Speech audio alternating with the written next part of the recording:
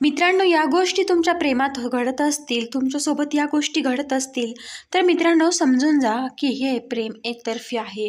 मित्रांनो, जेव्हा एकतर्फी प्रेम असतं म्हणजे ते तुम्ही करत असाल, तर मित्रांनो समोरची व्यक्ती तुम्हाला प्रथमतः रिस्पॉन्स देत नाही आहे. तुमच्याशी ती भलेही बोलत असेल, पण मित्रांनो तिच्या मनात काय आहे हे तुम्हाला अजून समजलेलं नसतं.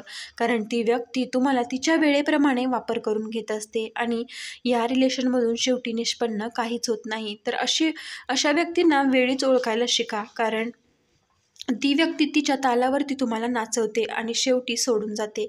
मित्रांनो, त्यामुळे हे रिलेशन ओळखून तिथेच थांबा, कारण त्या नात्यात जेव्हा अशी वेळ येते की तुम्ही तुमच्या बाजूने पूर्ण प्रयत्न करत असता, म्हणजे तुमच्या लाईफमधल्या छोट्या छोट्या गोष्टी तुम्ही त्या व्यक्तीसोबत शेअर करता, दिवसभरातल्या घडामोडी तुम्ही त्या व्यक्तीसोबत शेअर करता, त्यांना न चुकता कॉल करणे, न चुकता विचारपूस करणे आणि त्या व्यक्तीची काळजी घेणे हे तुम्ही करत असता. मात्र समोरून तुम्हाला तसा रिस्पॉन्स भेटत नाही. इवन तुम्ही कॉल जरी केला तर ती व्यक्ती त्या कॉलवरती बोलायचं टाळाटाळ करते. याचाच अर्थ हे प्रेम एकतर्फी आहे आणि ती व्यक्ती जरी तुमच्याशी बोलत असली तरी ती तुमचा वापर करते, हा इथं स्पष्ट होतं. मित्रांनो, बऱ्याचदा असं होतं तुम्ही सतत कॉल करता म्हणून ती व्यक्ती कधी कधी तुम्हाला स्वतः ब्लॉक करते.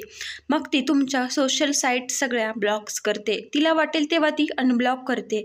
मित्रांनो बघा, म्हणजे ती व्यक्ती तुमच्याशी बोलण्याचं टाळाटाळ करण्यासाठी सोशल साईटवरून तुम्हाला स्वतः ब्लॉक करते आणि तिला वाटेल तेव्हा ती अनब्लॉक करते. याचाच अर्थ ती व्यक्ती तुमच्यापासून लांब जात आहे, तुमच्यात अंतर निर्माण होत आहे हे स्पष्ट होतं. कारण प्रेम तुम्ही करताय, मात्र ती व्यक्ती तुमच्या वेळेनुसार वापर करून घेते. जेवढं तुम्ही तिच्याशी तुमची पर्सनल लाईफ शेअर करता, मात्र मित्रांनो ती काही गुपित तिच्या जवळ ठेवते. ती तिची पर्सनल लाईफ तुमच्याशी एवढे इझिली बोलत नाही किंवा ती मनमोकळेपणाने तुमच्याशी बोलत नाही.